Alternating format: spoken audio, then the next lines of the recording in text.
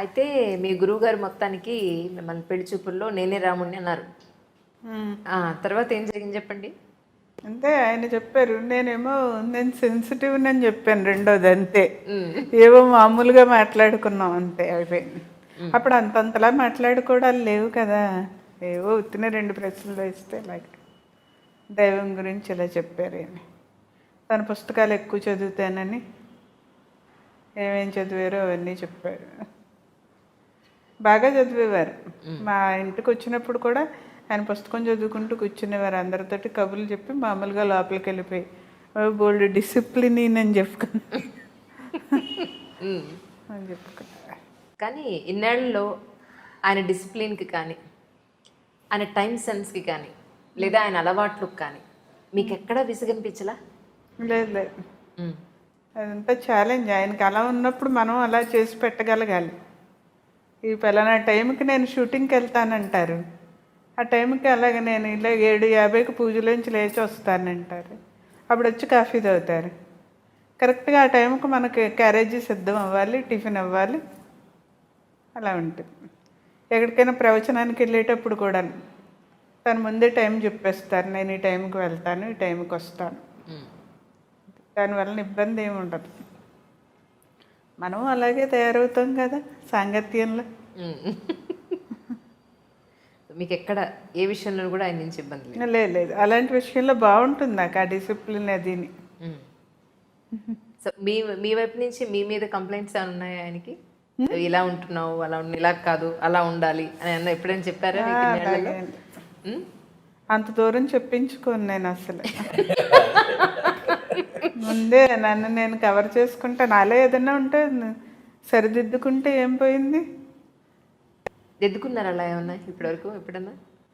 దిద్దుకుని ఉన్నాయి. ఎప్పుడైనా ఎలాగే చేయలేకపోతే అలా ఉంటుంది కదా. ఈ టైంకి ఆయన పెడితే నేను చెయ్యాలా, లేకపోతే నాకు ఒక అవసరం ఉంటే ₹1 ఆయన అడగాల, ఆయన ఇస్తేనే నేను తీసుకోవాలా, నేను ఉద్యోగం చేయాలి అని మీకు ఎప్పుడు అనిపించలేదా? అస్సలు అడుగుతున్నారు కదా. అస్సలు అనిపించలేదు ఎప్పుడు. ఎందుకంటే ఆయన అన్ని అవసరాలు చూస్తారు. ఇంకెందుకు, స్వతంత్రంగా అడగమంటారు, అడుగుతాం, తీసుకుంటాం. నాకంటూ ఏం ఖర్చులు ఉండవు. తనే ముందు చెప్తూ ఉంటారు, నువ్వు ఇది కొనుక్కో, అది కొనుక్కో అని తనే చెప్తూ ఉంటారు. నాకు ఆశ్చర్యంగా ఉంటుంది. మనం ఏం తాపత్రయం పడకుండా ఈయనే చెప్పేస్తారేమిటి అనేసి అలా చెప్తూ ఉంటే మా ఫ్రెండ్స్ అది కూడా అలాగే అంటారు. అంటే మేము ఒక చీర కొనాలంటే ఎంతసేపు ఆలోచించుకోవాలో అలా అంటారా గురువుగారు అంటూ ఉంటారు. అలాంటివి ఎప్పుడు రాలేదు. నేను కూడా అత్యాశకి ఎప్పుడు పోను. మిమ్మల్ని వస్తున్నారని నేను ఎవరికో పెట్టాలనుకోవడం అది నాకు లేదు అసలు. అన్నీ ఆయనే చూసుకుంటారు కదా, ఇంకెందుకు మనం చెప్పడం. చూసుకొని మనిషి అయితే చెప్పాలి. మిమ్మల్ని ఏమని పిలుస్తూ ఉంటారు? శారదే. అవునా? అంటే మీరు గురువుగారిని పిలుస్తున్నారు కదా, మిమ్మల్ని ఏమైనా పిలుస్తారు? బంగారం అని పొగుడుతూ ఉంటారు ఇప్పుడిప్పుడు. ఇప్పుడు పిల్లలిద్దరూ దూరంగా ఉంటున్నారు. శనివారాలు వస్తాడు చిన్న అబ్బాయి, పెద్దవాడు పండగలకి అది వస్తూ ఉంటాడు. ఇప్పుడు ఏమనిపిస్తుంది? ఇంకా జీవితంలో ఏం కావాలనిపిస్తుంది? మా వారి మాటలు వింటూ ఉండాలనిపిస్తుంది. మా ఇంట్లో ఎక్కువగా అవే మాట్లాడుకుంటాం. మధ్యాహ్నం కూడా భోజనాల దగ్గర ఏదో శాస్త్రీయ విజ్ఞానం గురించి చెప్తున్నారు అనమాట ఈయన. ఆ పురాణాల్లో ఉండే శాస్త్రీయ విజ్ఞానం గురించి. అసలు ఈవేళ పెందరాళ్ళే 12ంటికి భోజనం చేసి 12:30 కల్లా భోజనం పూర్తి చేసేద్దాం అనుకున్న వాళ్ళం 1:15 అయిపోయింది. 1:15 ఈ మాటలు చెప్తూ ఉంటే మర్చిపోయాం అసలు మేము షూటింగ్కి వెళ్ళాలన్న విషయం. అయ్యో, ఇంకా నేనే ఫోన్ చేసి మీకు గుర్తు చేసాను, సరిపోయింది. ఓకే, అది అలాగుంటుంది అనమాట. ఏదో ఈయన చదువుతూ ఉంటారు కదా, అందులో ఈ శాస్త్రీయ విజ్ఞానం ఉంది మన పురాణాల్లో, అవి ఎందుకు బయటికి రాలేదో నాకు అర్థం అవ్వట్లేదు అని చెప్పుకొని వచ్చారు. అది రామాయణ కాలం నాటికి రాతలేదు, ఒక వినడం ఒకటే కథని అనేసి. ఆ తర్వాత ఏమో వ్యాసుడు మహాభారతం చెప్తుంటే గణపతి రాయడం, మళ్ళీ అందులో ఏదో శాస్త్ర విజ్ఞానం ఉందని అవన్నీ చెప్పుకొని వచ్చారు. వాళ్ళు ఏంటంటే ఆ పుస్తకం చదివానన్నారు. వాళ్ళు చదివిన పుస్తకం ఏంటది? వేళ చదివి రుపుగీత. రుగ్గుగీత. మీకు చదివి వినిపిస్తూ ఉంటారు ఆయన? చదివి వినిపిస్తూ ఉంటారు, డౌట్స్ ఉంటే అడుగుతూ ఉంటారు.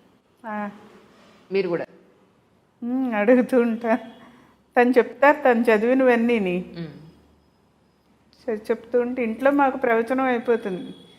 ఓ పుస్తకం చదవడం పూర్తయినప్పుడల్లా అన్నం పరమానం ఉండాలి, అది షరతు. అమ్మవారికి నైవేద్యం చెబుతాను, నాకు ఇష్టం అందుకంటే. ఓహో, సో ఆయనకి ఇష్టమైన డిష్ అయితే అన్న పరమాణం అనమాట, బియ్య పరమాణం.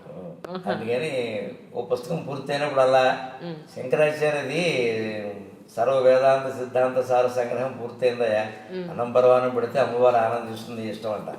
అది మీరా? విశుద్ధి చక్ర నిలయ, అది ఆ నామాలన్నిటి గురించి చెప్పుకుని వచ్చారు. అందులో ఎంత లోతుంది, శాస్త్ర విజ్ఞానం ఎంత ఉంది, అవన్నీ కూడాను. ఎలాంటి కోడలు కావాలనిపిస్తుంది? ఎందుకంటే ఇద్దరు మగపిల్లలు, ఇద్దరు కోడళ్ళు వస్తారు మీకు. ఎలాంటి అబ్బాయిలను మంచిగా చూసుకుంటూ ఉంటే చాలు, అంతే. మాకేమంటే మాకు ఇలా ఉండాలని ఏం లేదు, మా పిల్లలకి నచ్చాలి. ఆ అమ్మాయిలు కూడా మా పిల్లలు నచ్చి వాళ్ళతో కలిసిపోతే చాలు, మా పిల్లల్ని బాగా చూసుకుంటే చాలు, అంతే. ఇంకా ఆయన నుంచి ఇంకేం కోరుకుంటున్నారు మీరు, మీ గురువు గారి నుంచి? మా వారు ఇలా ఆరోగ్యంగా హాయిగా ఇలా ప్రవచనాలు చెప్తూ, ఎందుకంటే ఆయన చెప్పాలనుకునే తపన ఆయనలో చాలా ఉంది. ఎందుకంటే ఇది కాదు జనంలోకి వెళ్ళవలసింది, ఇది ఆ పుస్తకంలో ఉన్నది ఇది అని చెప్తూ ఉంటారు నాకు.